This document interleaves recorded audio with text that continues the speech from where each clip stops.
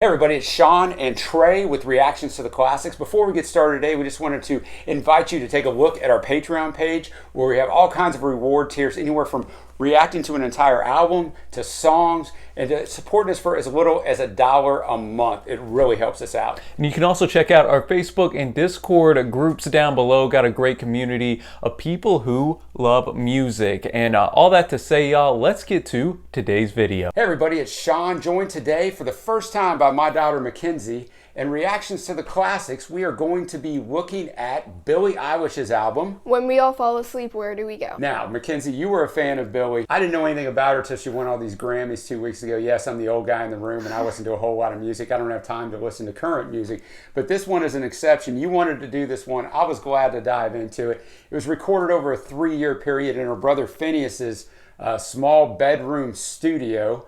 And he was also the producer, which I'll get into that later. Wow, this guy has some serious talent. He also co-wrote the songs with Billie. This album was a major hit. It went to #1 in the US. It debuted there. And in the UK, it made Billie the youngest female solo act ever to chart at #1. She also, at the Grammys, won the Big Four: Best New Artist, Record of the Year, Song of the Year, Album of the Year. She also picked up another Grammy. And Finneas, for his efforts, picked up 2 additional Grammys. So, Mackenzie, we have a heavy-hitting album today. This album's been characterized as pop, electro-pop, avant-garde, and art pop. And the themes are all over the place. Modern youth, drug addiction, heartbreak, suicide, mental health, ties together nicely. Billie said that part of the album was inspired by her nightmares, and that's part of what the cover is all about. Her and Finneas have also both said that although some of these songs are highly personal to them, some of them they're just writing it as characters, imagining somebody else. And the trick to it is, she said, half of them are about them and half of them aren't, and you'll never know which one. Well, this thing is 14 tracks long, so we're going to get into it. The first track, I can't even pronounce, guys, and not just because I'm old, it's just a bunch of exclamation points. It has Billie slurping out the saliva for her Invisaligns. Once you know that, it's as disgusting as it sounds, yet kind of funny. What'd you think of this? Yeah, that part does make it kind of gross, but I think it's good to have at the beginning just to show them laughing. They're about to record the album. They're excited to do it. That's a very good point, because I did read where Finneas said we were trying to kind of lighten up the situation, because then the situation gets really heavy themes throughout a lot of these songs. So I thought it was a smart way to start out. It's only 13 seconds long. Takes us into our second track, the biggest track on here, went to #1 in America, Bad Guy. Now, on this, it actually has a little bit of history, chart history, because it knocked the longest reigning #1 song in Billboard history, which it blows my mind to say that for this song. 19 weeks at #1. And Mackenzie, you loved this song. What was it? Old Town Road. Here's the thing with this song. I know this song is the most popular song on here. I know people love it. For me, it's not one of the standout tracks. I don't think it's bad. I'll tell you what is standout on this particular track, and that is Finneas's producing throughout this album. This guy is 22 years old, and I will tell you, I listen to a lot of music and a lot of classic music from some of the best producers in the world. This guy has some insane talent, because the tempo changes, the music changes. Billie does a great job, because half of this is basically spoken. She's talking about being a bad guy. She's kind of making fun of this guy, yet she's saying she's kind of worse, and kind of has some taunting lyrics. What did you think of this song? I like this song. I've definitely heard it a lot during the summer. Sure. It's really the song that made her blow up and become big. It's the 5th single released. There were 6 singles released off this album, but it was released on the day that the album drops. Now we're going to come up to Zanny. It was also released as a single, only went to #35. I know this song for one reason. We started doing song reactions on this channel as well, which you can check out in the channel library. And you had suggested your mother and I reacted this song. That's what made me decide to review this album. I didn't like it that much when I listened to it initially through speakers. When I listened to it in headphones and in the context of the album, I liked it a lot more. It has got a little bit of vocal effects where it sounds like she's actually in Secondhand Smoke. Zanny standing for Xanax. She wrote it because she had friends who were doing it, telling them they act differently when they're on it. She said in an interview, though, Mackenzie, that she wasn't telling people not to do it. She was telling them to do it responsibly, but she was saying how she would never do it in the song. So I thought that was a really good message to send out to young people. And what did you think of it? I actually like this song a lot. I kind of figured you did, since you wanted us to react to it. It is very slow and Like, it is a lot more chill than like some of her other songs. I think the effects that they have on her voice are definitely an interesting thing to add to the song, because you don't usually hear things that affect it that much, and it actually has a meaning behind it. And as you said, I think it really does send out a good message to all of her young fans. That's going to take us to the fourth track, You Should See Me in a Crown. This is not one of my favorite tracks, yet this one may stick in my head more than anything else. Once again, if you just listen to the first 45 seconds of this song, you will realize the genius of Finneas, because her voice sounds great at the start with no vocal effects, but he manages to pump up her voice with different little sounds in the background. And then when you hit that hook, You Should See Me in a Crown, and he just manipulates things and pumps up the bass to just where it sticks in your head. It's actually based on a Sherlock Holmes, the BBC Sherlock Holmes TV series.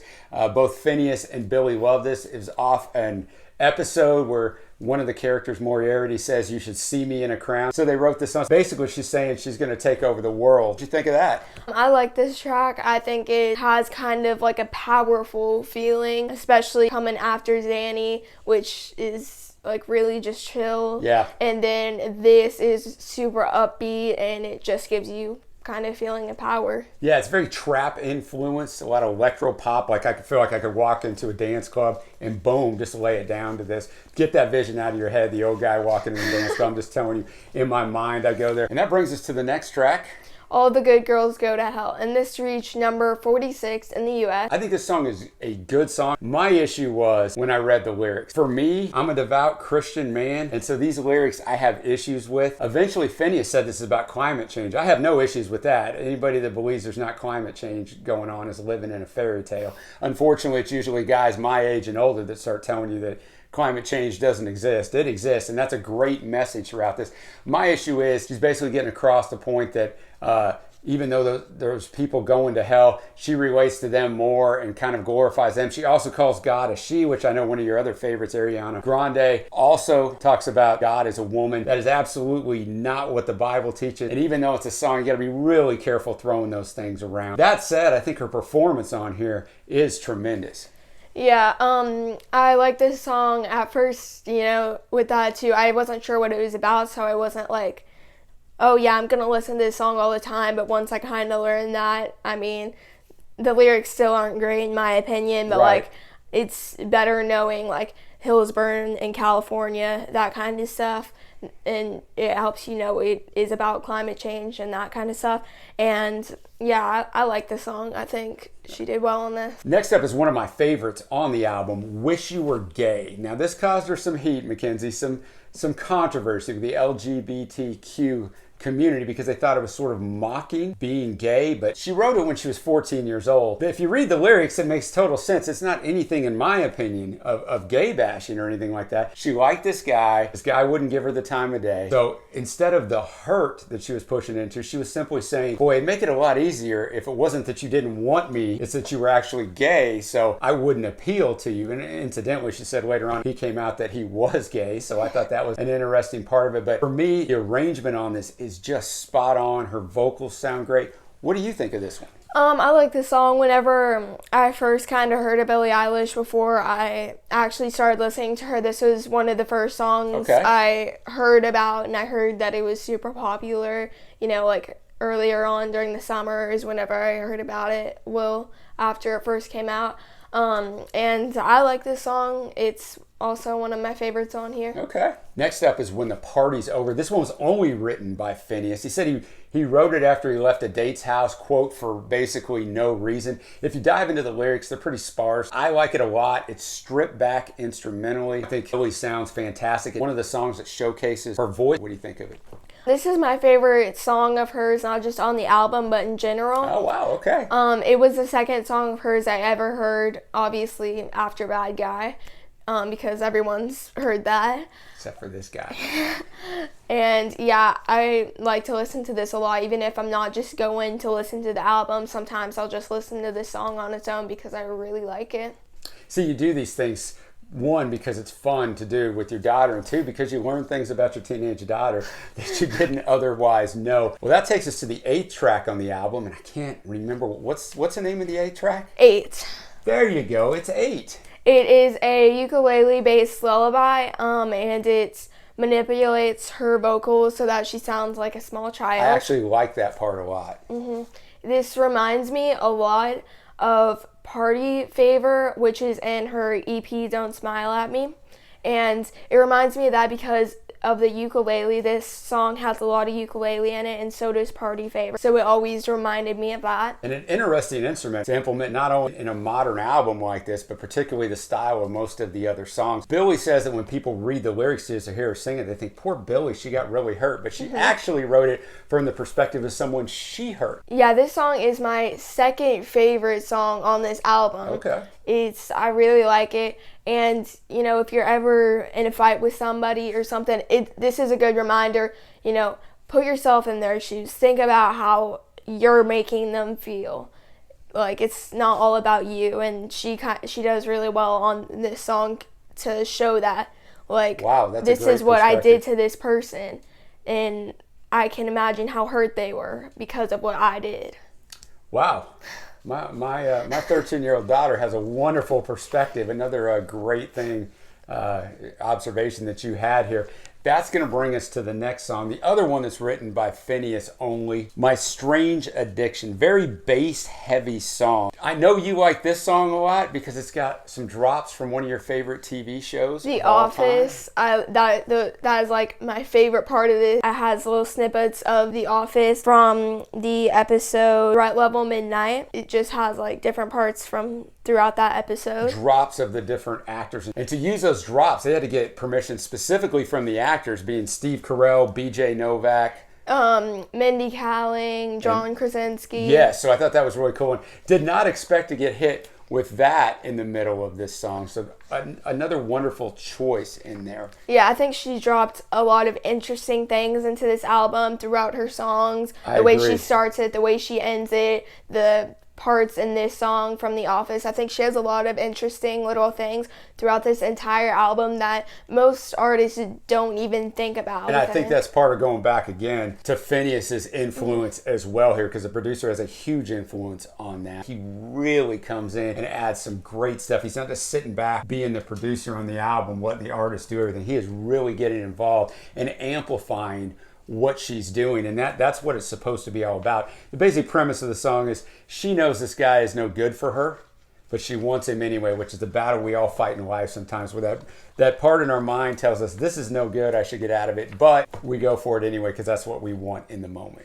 Yeah, I like this song. I like the music in it a lot. Well, next up is Bury a Friend. It has some electronica in here, some synth stuff, minimalistic instrumentation. It's basically about having a monster under your bed, which you'll see from the album cover. She said this song set the tone for the whole album for her. The monster under your bed can be anything, she said. It could be someone you love so much as taking over your life. She said, I think love and terror and hatred are all the same thing. She asked all these questions during the song. What do you want from me? Why don't you run from me? Why aren't you scared of me? Why do you care for me when we all fall asleep? Where do we go? So this is what you get from somebody who doesn't have to look down to read those because she knows what they are. So I thought a very mature way to write something for someone her age, to attack it that way, because there are monsters under all of our beds, right? When you're a little kid, you might think there really is a monster under your bed, but when you get older, you still have those monsters. They just take on a different, much more serious form. So for me, this song was okay. I didn't love the delivery of this song, but not a bad song. And like I said, once again, very interesting lyrically. I know that this song was very popular. I don't really see what everyone else sees in it. I think it's a good song. I just don't think it's that high up on the list. Yeah, I think there's some other standout tracks on here for me. But what I did like was the beat. The beat of the song is really good. The instruments that they use. Yeah. I really like that. The song overall, it's okay. That's going to take us to our next song. Ilo Milo, which is based on the 2010 video game. Billie confirmed this too. It's about the fear of separation. According to Billie, the whole idea is the game. It's just like losing the person you love and then finding them again. Once again, this track for me is kind of like the last one. It's okay. It's nothing I'll go back and revisit. It's fine. There's 14 tracks on here, guys. It's very hard to get 14 tremendous tracks on an album, right? That's also a bold move. I mean, maybe the first track we don't count as a song, so there's 13 tracks. A lot of albums are 8, 9 tracks, and they cherry pick the very best ones. So not every song is going to be a home run for me. What do you think of this one? I actually did like this song. It would be something I would listen to even if I wasn't just going through the album. The music, I like how it's kind of upbeat. Her voice isn't necessarily that upbeat, I don't think, but I like this song. Well, that's going to take us to the final 3 tracks, which have a little bit of a theme to them. They have linear titles, collectively reading Listen Before I Go, which is the song we're on now, I Love You, Goodbye. Finneas stated this, and they're related since they are different sentiment about a farewell. So tell us about Listen Before I Go. So this song is basically telling her boyfriend that he needs to listen to her and what she has to say and like show he loves her before she commits suicide. And she says stuff about, tell my friends I love them or I'll miss them. And it's a pretty depressing song. It's definitely, you take the pretty part out. It is a depressing song. Yeah, it has that gentle piano going on, a little bit of jazz accompaniment behind it. But it's interesting, the song, she says she's not sorry, but the very last thing she says is? Sorry. Exactly. And then it has these little subtle street sounds in there. And the very last sounds you hear are sirens. And it kind of makes you wonder, did she do this? Did she not? Something happened, right? We don't know what happened. And that's the very idea of it. I put in my notes, it's haunting, it's depressing, but it's also beautiful. It's one of my favorite tracks on the album. What does a 13-year-old think of this track? I think this is one of her most personal tracks on here because she suffers with depression greatly. She's gotten better, but especially in kind of 2018, she was greatly suffering with depression. Yeah. There's been times where she revealed in interviews that she was suicidal. And I think in this song, she's really opening up to that. And I like that part. I like the meaning of it. Overall, this song, the way it's put together and that stuff, taken out with the meaning and stuff, I don't love the just musical part of it that much. It's probably my least favorite song for that, just because I feel like there isn't much to it. But yeah, with the meaning and the way she's really putting her heart out on there, I love that. That brings us to I Love You. And this is the longest track in her entire discography. Almost 5 minutes. It is about the struggles of a relationship. Basically, the person that she is dating says that he loves her, and then he realizes what he really said and how deep what he said was. And he wants to take it back, but he knows he can't. And she knows that he isn't sure that he actually meant it. Well, hopefully not for someone your age. For someone my age, we've all kind of been out there and thrown that out there or had somebody throw it out to us and went, wait, what? What just happened here? And then once it's out there, it is out there, Mackenzie. And there is no take-backs on that. Finneas adds some nice vocal harmonies to this, and he also, his quote on this is, it's just kind of about how it sucks to be in love sometimes. Yeah, I like this song. I didn't really know if I would like it since it's a lot slower. It's a lot slower. It's stripped back. It's almost haunting again. Shows off her vocals, really showcases Billie's vocals. Yeah, I wasn't sure what I would think of it, but in the end, I do actually really like this song. And that's going to take us to our final track, which also makes sense. It's like the song 8 is the 8th track. The 14th and final track is Goodbye. I love the way that she ends this album. She takes little parts of each song in reverse order, and puts it together, and I thought it was an amazing way to end an album because, and she states this too, that most artists don't really think about how to end an album, and then they just end it with a normal song, and you're like, it's over. It's almost like in a concert. Imagine they had no big finale, no encore, they sing and then they're just done, and you're kind of like, what? That's it? But with this, she actually gives you something to think, that's a good way to end it. I think it was wonderful, clever way to end, well thought out. This entire album is well thought out. It is not just thrown together.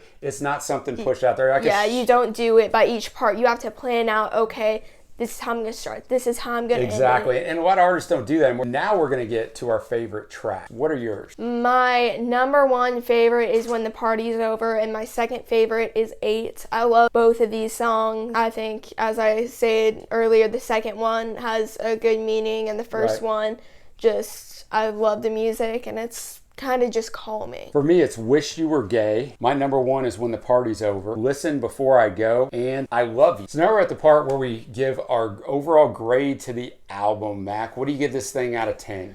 I think I'm going to give it a 9.5. Wow. This is one of my favorite albums I've ever listened to, and it's not just random lyrics. All these songs are about love. All of these songs are about this or that. It has a variety of different things that it's about. A variety of this is slow, this is fast, this is upbeat, this is kind of sad. And I like the variety there. It is one of my favorite albums I've ever heard. Wow, high praise. So for me, Mackenzie, I listen to a lot of music, and this one took a while to grow on me because I'm usually listening to classic stuff from back in the day, but the more I listened to it, the more I liked it. It is seamlessly put together from start to finish. I'm going to give this an 8.5. I'll tell you the thing I was most impressed, and I know I've kind of hit on this several times, Finneas is producing. This thing is so well put together. Billie does a really good job too. I see why she's so popular. I see why this album is so popular, and I really enjoyed it, guys. Yeah, and I feel out into Finneas, people notice him, but I feel like everyone's like, Billie, oh my gosh, Billie. I know. And like, I often hear in this, like, I don't like this. People will just be like, oh, you know, Billie's brother. Like, no, it's not Billie's brother. It is Finneas, and he does create his own music too, which I think is really good. Yeah, and it's the person behind the artist a lot of times that you're very, very correct on get left out. He's also produced for other artists, including number one song for Selena Gomez in 2019. So if you enjoy this video, please hit that big red subscribe button. Leave us a comment of your thoughts, and also give a little suggestion of what you want the dynamic duo of dad and daughter to review next. Mackenzie, I appreciate your input and your expertise on this. Usually I'm bringing the expertise. You brought it on this one. I really appreciate it. So until next time, guys, we will see ya.